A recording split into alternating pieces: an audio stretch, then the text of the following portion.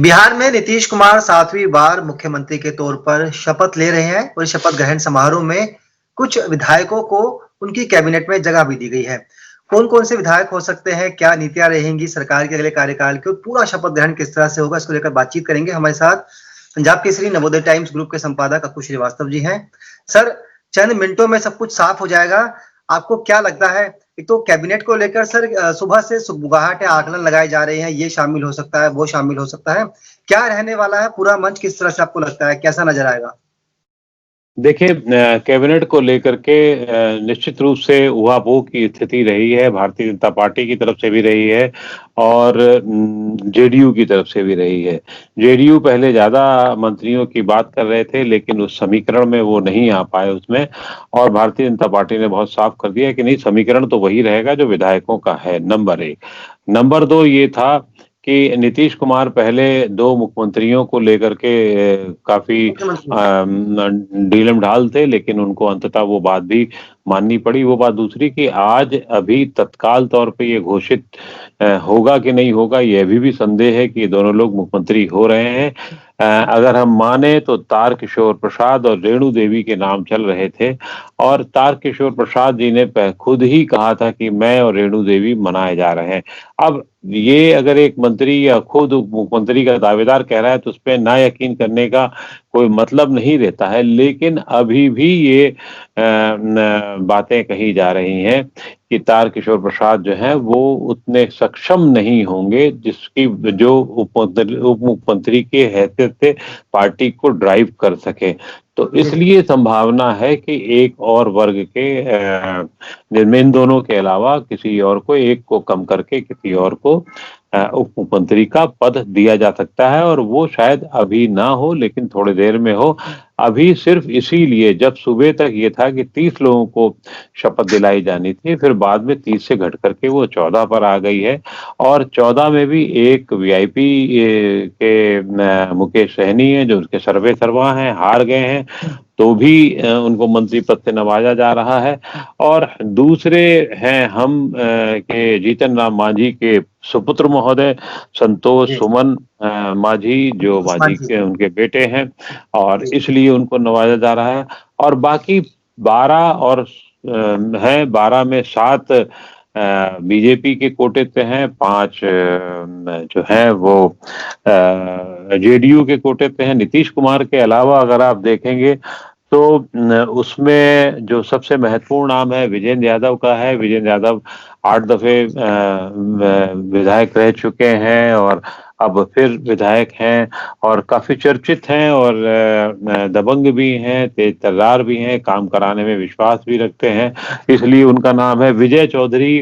कांग्रेस से विधायक हैं और नीतीश के बहुत ही करीबी विधायकों में रहे, मंत्री रहे, और पिछले 3 बार से मुझे याद पड़ता है 10 के बाद से लगातार उनके साथ मंत्री रहे हैं या स्पीकर का पद पे रहे हैं। पहले सिंचाई मंत्री थे, फिर बाद में स्पीकर के पद पर रहे हैं।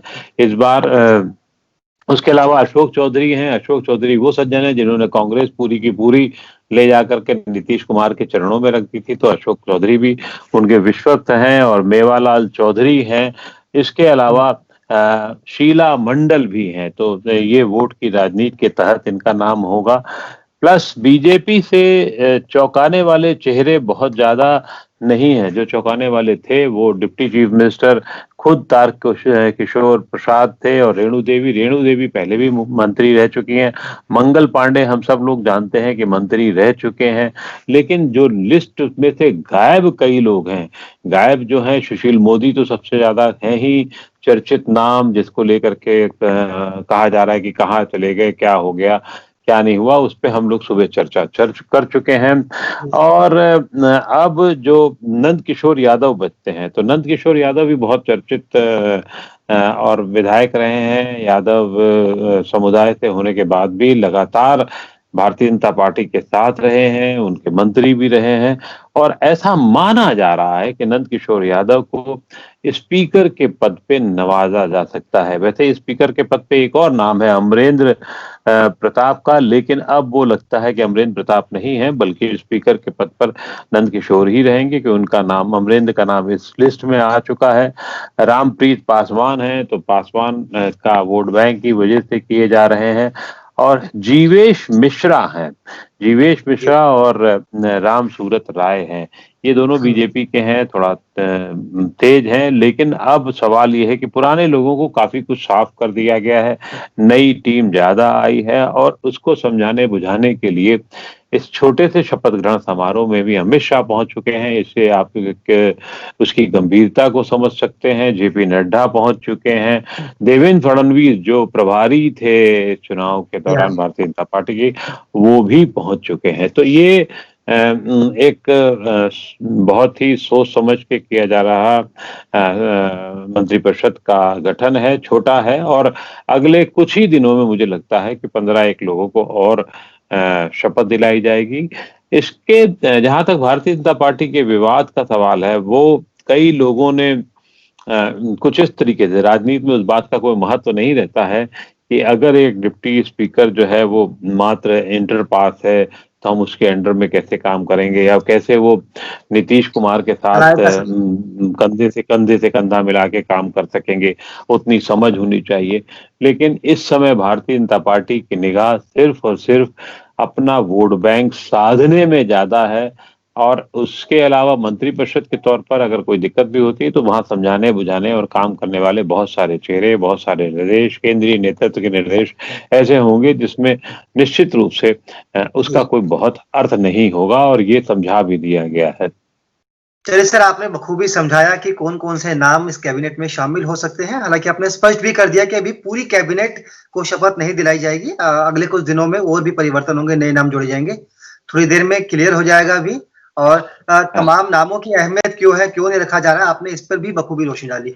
एक एक चीज और भी ध्यान रखना होगा हमें कि ये इन नामों के अलावा इनका जब मंत्रिपरिषद बन जाएगा और फिर विभाग जब बांटे जाएंगे, हाँ, पोर्टफोलियो। उससे बहुत कुछ स्पष्ट हो जाएगा कि विभाग में दावेदारी किसकी ज्यादा बड़ी है, कौन कितने महत्वपूर्ण तरीके से काम करता है। जैसे मुझे लगता है कि अपना जो नीतीश कुमार के सबसे प्रिय वीरेंद्र चौधरी रहे हैं, उनको सिंचाई विभाग दिया जा सकता है क्योंकि वो जो विजय चौधरी जी हैं उसमें काफी अच्छा उनका माना जाता है। इसी तरीके से विजेंद्र यादव हैं, इनको हाँ, भी महत्वपूर्ण विभाग दिया जा सकता है।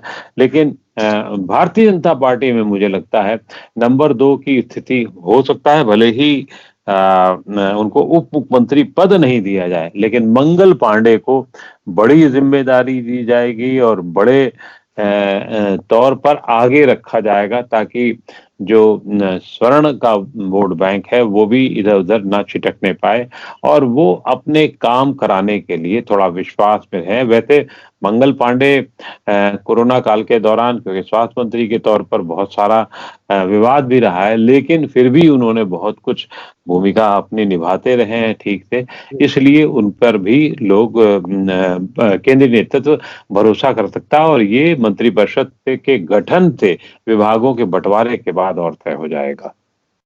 चलिए सर, बहुत-बहुत शुक्रिया इस तमाम बातचीत के लिए।